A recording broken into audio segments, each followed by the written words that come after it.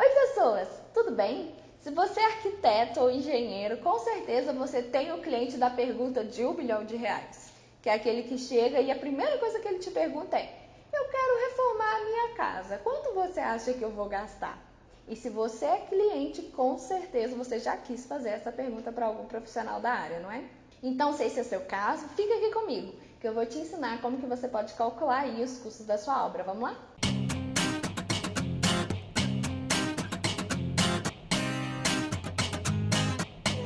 Gente, eu tô gravando esse vídeo porque eu já tô cansada da Camila vir aqui um monte de vídeo nesse canal falar assim: depois a Rafa vai fazer um vídeo só sobre EVF. Esse é um serviço extra que a gente oferece aqui, o estudo de viabilidade, que a Rafaela em breve vai postar aqui um vídeo falando um pouco mais sobre isso. A Rafa vai gravar um vídeo só sobre viabilidade financeira para poder explicar um pouquinho como é que funciona melhor essa ferramenta. Finalmente eu vim trazer um vídeo de EVF para esse canal. Bom, se você é aí do time que tem dúvida sobre quanto você vai gastar aí na sua reforma, com certeza você já pesquisou em vários canais, já pesquisou aí no Google e você sempre se depara com uma resposta muito parecida com essa.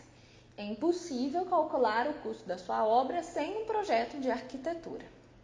E eles têm razão, porque é justamente o projeto de arquitetura que vai te ajudar aí a se nortear em todas as suas tomadas de decisão para a gente conseguir economizar onde a gente pode economizar e investir um pouco mais naquilo que é importante para a gente. Mas existe uma outra forma de fazer isso, que é utilizando o CUB ao nosso favor. Mas o que é CUB? É de comer ou de passar nas costas? CUB significa custo unitário básico da construção civil. E esse valor é levantado pelos sindicatos de construção de cada estado. O CUB é um indicador monetário dos custos básicos da construção civil. O objetivo dele é disciplinar aí o mercado mesmo, para servir como parâmetro dos preços de venda, principalmente dos materiais. Mas é muito importante a gente ter em mente, ele se lembrar sempre de que o CUB, ele não leva em consideração 100% das coisas que você vai precisar pagar e arcar aí na sua obra, tá? Para a gente saber exatamente quais são essas coisas que ele não engloba, é melhor a gente olhar direto na fonte. Então você vai entrar aí no site do Sinduscon do seu estado, é Sinduscon aqui em Minas Gerais, /MG, mas aí você usa a sigla do seu estado. E eu vou pedir o Lucas para colocar aqui na tela o caminho que você vai fazer no site, para a gente encontrar o documento que vai nos informar certinho tudo que está incluso e tudo que não está incluso. Uma dica muito importante na hora que você for baixar o PDF no site é baixar sempre o arquivo mais atual. Porque o ideal é que eles atualizem esse site de mês em mês. Então, se eu vou fazer um CUB hoje, vou calcular um CUB hoje, vou calcular ele também daqui 3 meses, eu tenho que baixar um novo documento, porque o sindicato ele vai atualizando e acompanhando, né, as altas e baixas do mercado. Mas então, beleza. Então, antes de calcular, primeiro a gente precisa dar uma interpretada aí e entender o que esse documento está entregando para a gente de informação. Vocês vão ver aí no PDF que o CUB ele separa entre construções residencial, construção comercial e construções industriais. E como base aqui para esse vídeo, a gente vai utilizar as construções residenciais. E dentro dessa classificação de residencial, a gente tem a separação dos possíveis cenários para esse cálculo. Então, resumindo a ópera aqui, toda vez que você encontrar o Rzinho na frente, é porque a gente está falando de residencial. E o número que está logo depois dele é a quantidade de pavimentos que aquela construção vai ter. Então, por exemplo, no R1, a gente está falando de uma construção residencial unifamiliar, ou seja, né, que apenas para uma família de um pavimento.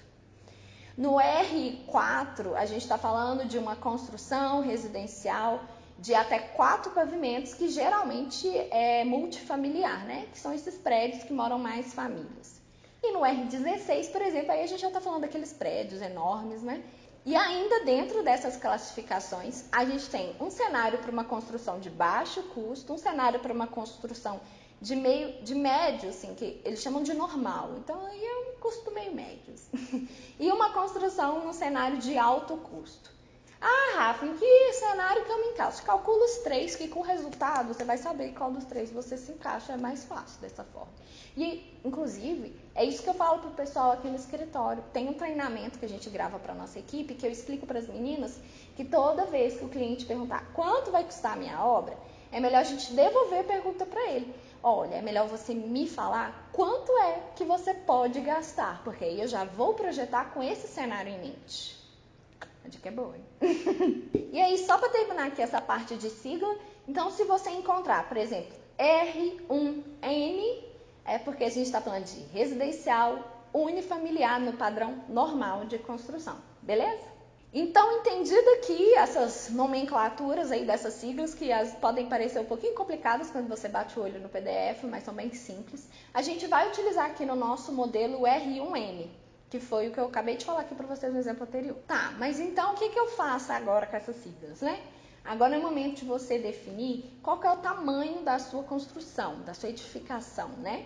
É uma casa unifamiliar de um pavimento de 200 metros quadrados, de 150, de 500 metros quadrados. Qual que é o tamanho dessa casa que você pretende construir? Então, para fim de exemplos, vamos utilizar aí o tamanho de 170 metros quadrados, que costuma se encaixar muito bem aí nesse padrão normal de construção. Depois disso, a forma mais fácil, mais simples de resolver o problema é pegar o tamanho da construção que você quer construir e multiplicar pelo valor que está aí na sua tabelinha. Ou seja, você vai multiplicar pelo valor do R1N, que é o residencial unifamiliar no padrão normal.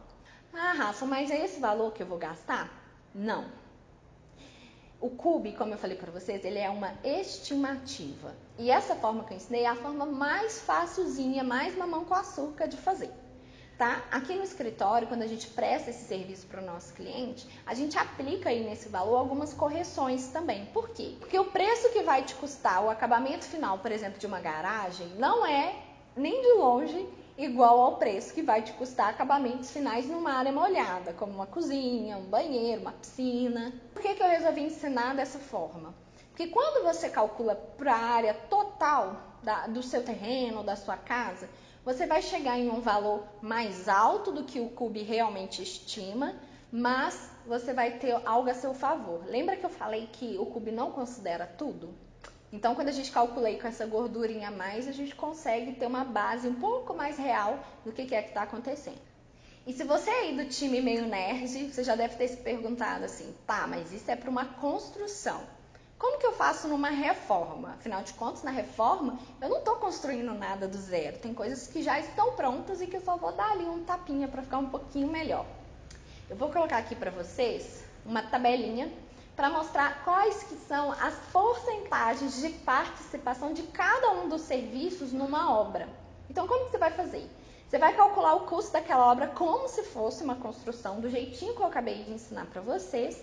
E depois vocês vão vir aqui nessa planilha, nessa tabelinha, e vão elencar quais são os serviços que vocês estão refazendo aí na sua reforma. Então, por exemplo, é um joguinho de sim ou não. Você está mexendo em serviços preliminares? O que é serviço preliminar? Retirar as coisas do apartamento, aluguel de caçamba, demolição, essa parte mais bruta, né, inicial da obra. Então, se você vai fazer uma reforma bem simplesinha, que não tem quebra-quebra, exclui aqui o serviço preliminar. Você vai fazer troca de elétrica, de pontos elétricos, de pontos hidráulicos? Para tudo que você responder sim aqui, você anota aí do lado qual que é a porcentagem correspondente. E para tudo que você disser não leva em consideração. Só elimina aí da sua conta. No final, você vai só somar a porcentagem de tudo aquilo que você respondeu sim aí na nossa brincadeira. E aí, o preço da sua reforma vai ser o valor total para se construir aquela casa do zero, aquele apartamento do zero, multiplicado pela porcentagem de coisas que vão precisar ser refeitas aí na sua casa. Acho que dessa forma é um pouco mais simples, né? Sim. Ai, gente, comenta aqui se tá dando para entender. Porque se não estiver dando para entender, eu faço um vídeo só sobre CUB e explico para vocês passo a passo para fazer uma videoaula mesmo aí nesse YouTube. Comenta aqui. Pronto, chegamos aí no valor final do CUB. Ah, Rafa, mas esse valor aí, ele é só uma estimativa. Como que eu faço para ter o valor certinho da minha reforma?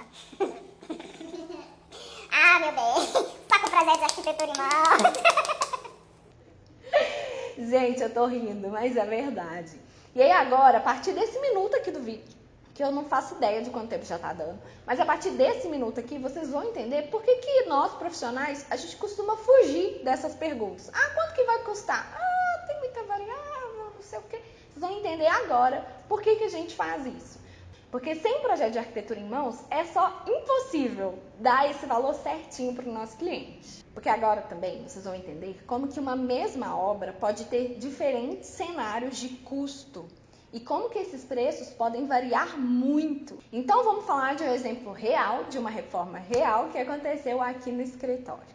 Um cliente X, vamos dar um nome para esse cliente, porque eu não vou falar o nome do cliente de verdade. Arnaldo, não, eu vou esquecer. Alfredo, Marcelo. Marina, se você estiver vendo esse vídeo, é em homenagem ao Marcelinho, gente. Então vamos pensar que o meu cliente chama Marcelo. Então o Marcelo chegou até a gente com uma proposta para reformar um apartamento de 78 metros quadrados. E ele falou para a gente qual era o valor inicial que ele tinha disponível para poder fazer essa reforma. O que a gente falou com ele? Legal. Então vamos aqui elencar mais ou menos o que é que você está pretendendo fazer, se vai ter alguma demolição, se vai ter alguma troca de elétrica, hidráulica. Vamos definir aqui um layout primeiro para a gente entender as possibilidades desse projeto. Quando ele escolheu o tipo de layout que ele queria seguir, com as demolições que ele quis seguir, a gente calculou para ele o cubo inicial. E aí, dessa mesma forma que eu acabei de ensinar para vocês, a gente chegou nesse valor. 115.335, considerando aí aqueles descontos que eu falei para vocês que a gente coloca no cálculo real. E 158.121, não considerando esses descontos, para a gente ter aquela gordurinha que eu falei, para a gente levar em consideração coisas que o CUB não engloba. E aí, por que a gente fez essa estimativa logo no começo? Porque a gente precisava mostrar para o nosso cliente que as decisões que ele tomou lá no estudo de layout custariam para ele mais do que o valor que ele tinha disponível para gastar. Então, o valor que ele tinha falado para a gente antes era 80 mil.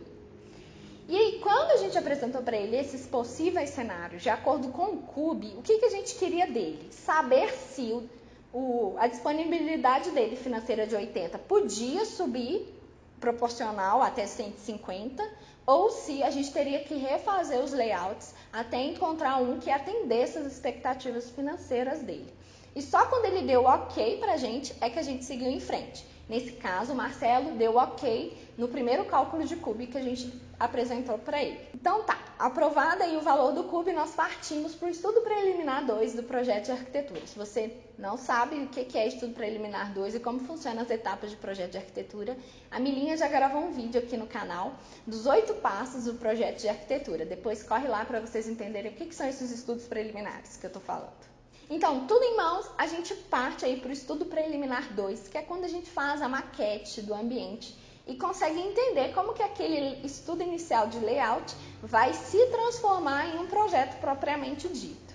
E é a partir da aprovação dessa maquete é que nós entregamos para o nosso cliente 3 cenários de custos para a execução daquela mesma obra, ou seja, 3 orçamentos diferentes, em 3 fornecedores diferentes, ou 3 materiais diferentes, mas que têm uma mesma finalidade estética, 3 formas que ele tem de executar aquela mesma obra e no final ter um resultado estético muito semelhante de uma para outra. E aí nos cenários aí do Marcelo nós tivemos, no primeiro, 123.662, 173.335 e, eu tô lendo mesmo porque eu não sei esses números de cor não, e 197.025. Gente, vocês estão vendo tanto que tá mudando de um cenário para o outro? Então, de 123 mil, a gente pode chegar até a quase 200 mil. Lembra que o CUB falou 150? Ele tá aí no meio do caminho. Tá vendo como é legal não calcular os descontos, para a gente ter uma ideia? Rafa, e agora? O cliente tem que escolher aí entre um dos cenários e seja o que Deus quiser? Não. A parte mais legal é justamente essa. Porque com todos esses cenários em mãos, eu consigo falar para o meu cliente melhor sobre cada uma das escolhas que ele está fazendo. Qual que é o pró e o contra de escolher entre a opção mais barata, a opção média, a opção mais cara? O que ele vai ter de benefício em um, o que ele não vai ter de benefício em outro. E aí o cliente consegue dizer para mim o que é importante para ele naquela reforma, a ponto dele querer investir um pouco mais e o que não é tão importante a ponto dele poder optar por uma opção um pouco mais barata. E com isso, a gente constrói o cenário final do estudo de viabilidade financeira. E no caso do Marcelo, nós morremos no valor de, vou colar de novo, 151.578. Ó, parecido com o CUB, hein? Nesse caso deu match. E aí, uma coisa muito importante de dizer, para vocês não pensarem assim, então eu vou só calcular com o CUB, tá tudo certo. Não. Sem esses possíveis cenários de arquitetura, de todas as decisões que precisam ser tomadas, de qual a melhor decisão nessa compra, de qual a melhor decisão nessa contratação, sem análise de tudo, com uma visão geral, a gente é incapaz de escolher o cenário que vai bater justamente com o que foi compatível lá no nosso estudo do CUB. Quem já fez obra, tá liberando dinheiro no começo. Vamos fazer isso, vamos fazer aquilo. À medida que a obra vai avançando, o dinheiro começa a acabar. E aí o dono da obra começa a ficar desesperado e começa a trocar um monte de coisa no final. Então ele começa a comprar alguns investimentos mais baratinhos, vai procurar um marceneiro mais baratinho, vai comprar o sofá mais baratinho, um monte de coisa mais baratinho, e ele não se toca que talvez era melhor ele ter economizado em algumas coisas lá no final para ele comprar objetos, peças, acabamentos melhores aqui no final, que vai render para ele uma obra com uma durabilidade muito superior a outra que ele saiu gastando horrores no começo e se esqueceu que essa obra tem que finalizar, né? E aí, gente, é muito comum que sem um projeto de arquitetura você sempre tende a ir para o pior cenário. Então você calculou lá no seu CUB, 150 mil, beleza. Depois que você termina a obra, que você vai ver, você gastou muito mais de 200 mil. Porque vai ter um monte de coisa que você vai fazer e não vai gostar, aí você vai pedir para refazer. E aí o prejuízo dessa obra vai ser muito maior do que a diferença de preço que você teria entre CUB e construção, tá? Fica a dica. E aí só para vocês entenderem, né, porque a Camila falou que eu ia falar sobre isso, depois que o cenário ideal de estudo de viabilidade é definido pelo nosso cliente, é que nós partimos para uma das últimas etapas do projeto de arquitetura, que é o detalhamento executivo. Então, nesse detalhamento executivo, eu especifico exatamente o que a gente orçou, porque no EVF a gente orça valores reais, com fornecedores reais, então a gente trabalha com preços reais de mercado da cidade onde aquele projeto está sendo executado. E só depois de tudo isso é que a gente vai para a obra. Então, se você já pediu para o seu arquiteto assim, faça um desenho aí para o pedreiro executar na obra. Não faz isso não. Não pede isso não, amada. Tem tanta coisa por trás de um desenho. O desenho é só o resultado final, tá? Tem muito estudo e técnico por trás disso. Os arquitetos vão me agradecer por essa frase. Então, voltando aqui para o nosso exemplo real, para a gente finalizar esse vídeo, no final, depois que a gente finalizou a obra do Marcelo, pasmem, a gente fechou a obra, eu vou colar, em R$148.245.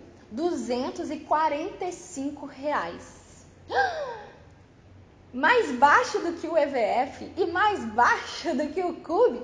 Sim, mas isso só foi possível porque depois que a gente estabelece todos os fornecedores e todas as compras que a gente vai fazer, a gente consegue negociar alguns descontos.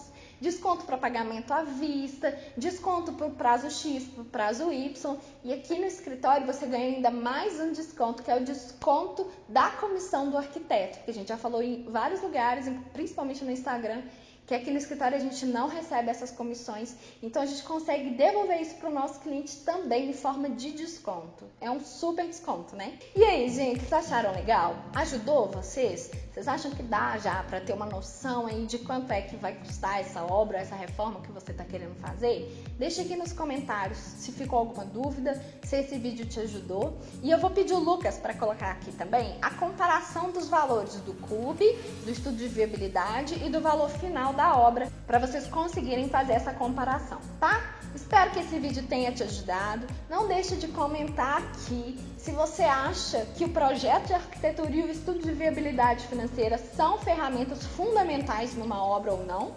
Me conta aqui. Se for não, me explica por quê. Eu também quero entender como é que vocês pensam. E aí, de repente, eu gravo um novo vídeo falando e respondendo algumas dúvidas, tá? Um beijo, até mais, tchau, com Deus!